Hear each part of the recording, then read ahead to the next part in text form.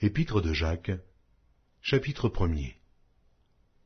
Jacques, serviteur de Dieu et du Seigneur Jésus-Christ, aux 12 tribus qui sont dans la dispersion, salut. Mes frères, regardez comme un sujet de joie complète les diverses épreuves auxquelles vous pouvez être exposés, sachant que l'épreuve de votre foi produit la patience. Mais il faut que la patience accomplisse parfaitement son œuvre, afin que vous soyez parfaits et accomplis, sans faillir de rien. Si quelqu'un de vous manque de sagesse, qu'il la demande à Dieu, qui donne à tous, simplement et sans reproche, et elle lui sera donnée. Mais qu'il la demande avec foi, sans douter. Car celui qui doute est semblable au flot de la mer, agité par le vent, et poussé de côté et d'autre. Qu'un tel homme ne s'imagine pas qu'il recevra quelque chose du Seigneur. C'est un homme irrésolu, inconstant dans toutes ses voies. Que le frère de condition humble se glorifie de son élévation, que le riche, au contraire, se glorifie de son humiliation, car il passera comme la fleur de l'herbe. Le soleil s'est levé avec sa chaleur ardente, il a desséché l'herbe, sa fleur est tombée, et la beauté de son aspect a disparu. Ainsi, le riche se flétrira dans ses entreprises. Heureux l'homme qui supporte patiemment la tentation, car après avoir été éprouvé, il recevra la couronne de vie que le Seigneur a promise à ceux qui l'aiment. Que personne, lorsqu'il est tenté, ne dise « c'est Dieu qui me tente », car Dieu ne peut être tenté par le mal, et il ne tente lui-même personne. Mais chacun est tenté quand il est attiré et amorcé par sa propre convoitise. Puis la convoitise, lorsqu'elle a conçu, enfante le péché, et le péché étant consommé, produit la mort. Ne vous y trompez pas, mes frères bien-aimés. Toute grâce excellente et tout don parfait descendent d'en haut, du Père des Lumières, chez lequel il n'y a ni changement, ni ombre de variation. Il nous a engendrés selon sa volonté, par la parole de vérité, afin que nous soyons en quelque sorte les prémices de ses créatures. Sachez-le, mes frères bien-aimés, ainsi que tout homme soit prompt à écouter, lent à parler, lent à se mettre en colère, car la colère de l'homme n'accomplit pas la justice de Dieu. C'est pourquoi, rejetant toute souillure et tout excès de malice, recevez avec douceur la parole qui a été plantée en vous et qui peut sauver vos âmes. Mettez en pratique la parole et ne vous bornez pas à l'écouter en vous trompant vous-même par de faux raisonnements. Car si quelqu'un écoute la parole et ne la met pas en pratique, il est semblable à un homme qui regarde dans un miroir son visage naturel et qui, après s'être regardé, s'en va et oublie aussitôt qui il était. Mais celui qui aura plongé les regards dans la loi parfaite, la loi de la liberté, et qui aura persévéré, n'étant pas un auditeur oublieux, mais se mettant à l'œuvre, celui-là sera heureux dans son activité. Si quelqu'un croit être religieux, sans tenir sa langue en bride, mais en trompant son cœur, la religion de cet homme est vaine. La religion pure et sans tache, devant Dieu notre Père, consiste à visiter les orphelins et les veuves dans leur affliction et à se préserver des souillures du monde.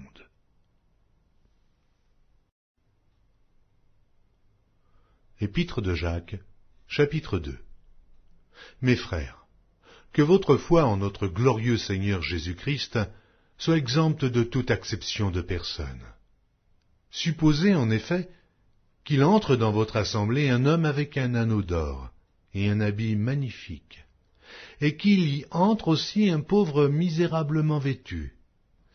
Si, tournant vos regards vers celui qui porte l'habit magnifique, vous lui dites « Toi, assieds-toi ici à cette place d'honneur. » Et si vous dites au pauvre « Toi, tiens-toi là debout, ou bien assieds-toi au-dessous de mon marchepied. » Ne faites-vous pas en vous-même une distinction ? Et ne jugez-vous pas sous l'inspiration de pensées mauvaises ?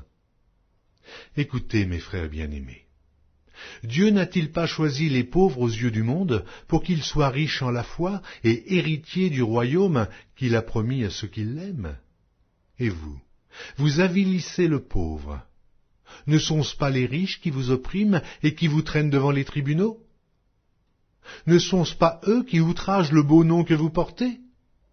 Si vous accomplissez la loi royale selon l'Écriture, tu aimeras ton prochain comme toi-même, vous faites bien. Mais si vous faites exception de personne, vous commettez un péché, vous êtes condamnés par la loi comme des transgresseurs. Car quiconque observe toute la loi, mais pêche contre un seul commandement, devient coupable de tous. En effet, celui qui a dit « Tu ne commettras point d'adultère » a dit aussi « Tu ne tueras point ». Or, si tu ne commets point d'adultère, mais que tu commettes un meurtre, tu deviens transgresseur de la loi. Parlez et agissez comme devant être jugés par une loi de liberté. Car le jugement est sans miséricorde pour qui n'a pas fait miséricorde.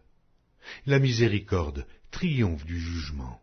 Mon frère, que sert-il à quelqu'un de dire qu'il a la foi s'il n'a pas les œuvres? La foi peut-elle le sauver? Si un frère ou une sœur sont nus et manquent de la nourriture de chaque jour, et que l'un d'entre vous leur dise « Allez en paix, chauffez-vous et vous rassasiez », et que vous ne leur donniez pas ce qui est nécessaire au corps, à quoi cela sert-il? Il en est ainsi de la foi, si elle n'a pas les œuvres. Elle est morte en elle-même. Mais quelqu'un dira, toi tu as la foi, et moi j'ai les œuvres. Montre-moi ta foi sans les œuvres, et moi, je te montrerai la foi par mes œuvres. Tu crois qu'il y a un seul Dieu, et tu fais bien. Les démons le croient aussi, et ils tremblent. Veux-tu savoir, ô homme vain, que la foi sans les œuvres est inutile? Abraham, notre père, ne fut-il pas justifié par les œuvres lorsqu'il offrit son fils Isaac sur l'autel? Tu vois que la foi agissait avec ses œuvres, et que par les œuvres, la foi fut rendue parfaite. Ainsi s'accomplit ce que dit l'Écriture. Abraham crut à Dieu, et cela lui fut imputé à justice, et il fut appelé ami de Dieu. Vous voyez que l'homme est justifié par les œuvres, et non par la foi seulement. Rahab, la prostituée, ne fut-elle pas également justifiée par les œuvres lorsqu'elle reçut les messagers et qu'elle les fit partir par un autre chemin? Comme le corps sans âme est mort, de même, la foi sans les œuvres est morte. Épître de Jacques, chapitre 3. Mes frères, qu'il n'y ait pas parmi vous un grand nombre de personnes qui se mettent à enseigner, car vous savez que nous serons jugés plus sévèrement. Nous bronchons tous de plusieurs manières. Si quelqu'un ne bronche point en parole, c'est un homme parfait, capable de tenir tout son corps en bride. Si nous mettons le mors dans la bouche des chevaux pour qu'ils nous obéissent, nous dirigeons aussi leur corps tout entier. Voici, même les navires, qui sont si grands et que poussent des vents impétueux, sont dirigés par un très petit gouvernail, au gré du pilote. De même la langue est un petit membre, et elle se vante de grandes choses. Voici comme un petit feu peut embraser une grande forêt. La langue aussi est un feu, c'est le monde de l'iniquité. La langue est placée parmi nos membres, souillant tout le corps, et enflammant le cours de la vie, étant elle-même enflammée par la géhenne. Toutes les espèces de bêtes et d'oiseaux, de reptiles et d'animaux marins sont domptés, et ont été domptés par la nature humaine. Mais la langue, aucun homme ne peut la dompter. C'est un mal qu'on ne peut réprimer. Elle est pleine d'un venin mortel. Par elle nous bénissons le Seigneur notre Père, et par elle nous maudissons les hommes faits à l'image de Dieu. De la même bouche sortent la bénédiction et la malédiction. Il ne faut pas, mes frères, qu'il en soit ainsi. La source fait-elle jaillir par la même ouverture l'eau douce et l'eau amère? Un figuier, mes frères, peut-il produire des olives? Ou une vigne des figues? De l'eau salée ne peut pas non plus produire de l'eau douce. Lequel d'entre vous est sage et intelligent? Qu'il montre ses œuvres par une bonne conduite, avec la douceur de la sagesse. Mais si vous avez dans votre cœur un zèle amer et un esprit de dispute. Ne vous glorifiez pas et ne mentez pas contre la vérité. Cette sagesse n'est point celle qui vient d'en haut, mais elle est terrestre, charnelle, diabolique. Car là où il y a un zèle amer et un esprit de dispute, il y a du désordre et toutes sortes de mauvaises actions. La sagesse d'en haut est premièrement pure, ensuite pacifique, modérée, conciliante, pleine de miséricorde et de bons fruits, exempte de duplicité, d'hypocrisie. Le fruit de la justice est semé dans la paix par ceux qui recherchent la paix. Épître de Jacques, chapitre 4. D'où viennent les luttes? Et d'où viennent les querelles parmi vous? N'est-ce pas de vos passions qui combattent dans vos membres? Vous convoitez, et vous ne possédez pas. Vous êtes meurtriers et envieux, et vous ne pouvez pas obtenir. Vous avez des querelles et des luttes, et vous ne possédez pas, parce que vous ne demandez pas. Vous demandez, et vous ne recevez pas, parce que vous demandez mal, dans le but de satisfaire vos passions. Adultères que vous êtes. Ne savez-vous pas que l'amour du monde est inimitié contre Dieu? Celui donc qui veut être ami du monde se rend ennemi de Dieu. Croyez-vous que l'Écriture parle en vain? C'est avec jalousie que Dieu chérit l'Esprit qu'il a fait habiter en nous. Il accorde au contraire une grâce plus excellente. C'est pourquoi l'Écriture dit « Dieu résiste aux orgueilleux, mais il fait grâce aux humbles. Soumettez-vous donc à Dieu, résistez au diable, et il fuira loin de vous. Approchez-vous de Dieu, et il s'approchera de vous. Nettoyez vos mains, pécheurs. Purifiez vos cœurs, hommes irrésolus. Sentez votre misère, soyez dans le deuil et dans les larmes, que votre rire se change en deuil et votre joie en tristesse. Humiliez-vous devant le Seigneur, et il vous élèvera. Ne parlez point mal les uns des autres frères. Celui qui parle mal d'un frère ou qui juge son frère parle mal de la loi et juge la loi. Or, si tu juges la loi, tu n'es pas observateur de la loi, mais tu en es juge. Un seul législateur est juge. C'est celui qui peut sauver et perdre. Mais toi, qui es-tu qui juge le prochain? À vous maintenant qui dites « Aujourd'hui ou demain nous irons dans telle ville, nous y passerons une année, nous trafiquerons et nous gagnerons. » Vous qui ne savez pas ce qui arrivera demain, car qu'est-ce que votre vie? Vous êtes une vapeur qui paraît pour un peu de temps et qui ensuite disparaît. Vous devriez dire au contraire, si Dieu le veut, nous vivrons et nous ferons ceci ou cela.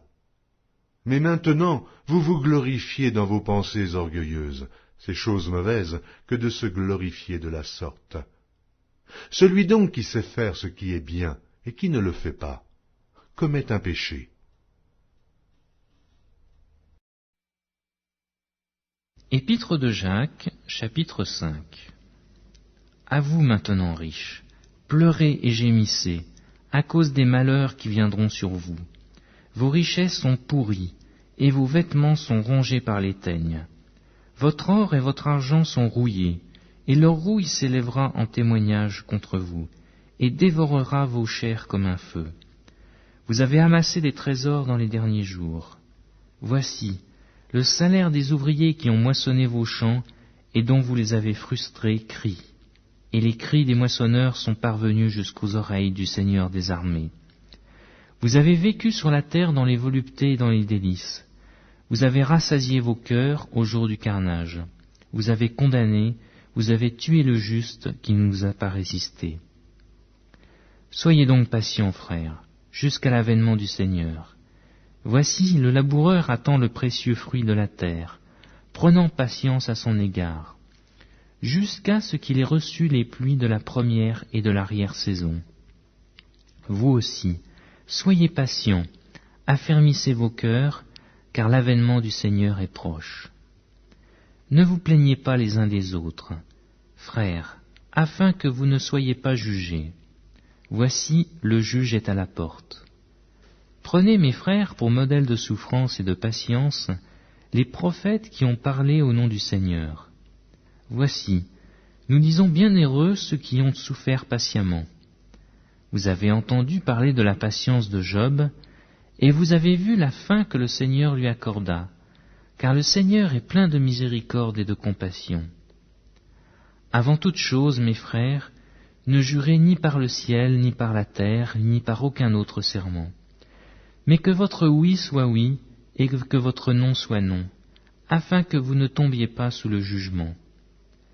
Quelqu'un parmi vous est-il dans la souffrance, qu'il prie. Quelqu'un est-il dans la joie, qu'il chante des cantiques. Quelqu'un parmi vous est-il malade, qu'il appelle les anciens de l'Église, et que les anciens prient pour lui, en loignant d'huile au nom du Seigneur. La prière de la foi sauvera le malade, et le Seigneur le relèvera. Et s'il a commis des péchés, il lui sera pardonné. Confessez donc vos péchés les uns aux autres, et priez les uns pour les autres, afin que vous soyez guéris. La prière fervente du juste a une grande efficace. Élie était un homme de la même nature que nous. Il pria avec instance pour qu'il ne plût point, et il ne tomba point de pluie sur la terre pendant 3 ans et 6 mois. Puis il pria de nouveau, et le ciel donna de la pluie, et la terre produisit son fruit. Mes frères, si quelqu'un parmi vous s'est égaré loin de la vérité, et qu'un autre l'y ramène, qu'il sache que celui qui ramènera un pécheur de la voie où il s'était égaré, sauvera une âme de la mort et couvrira une multitude de péchés.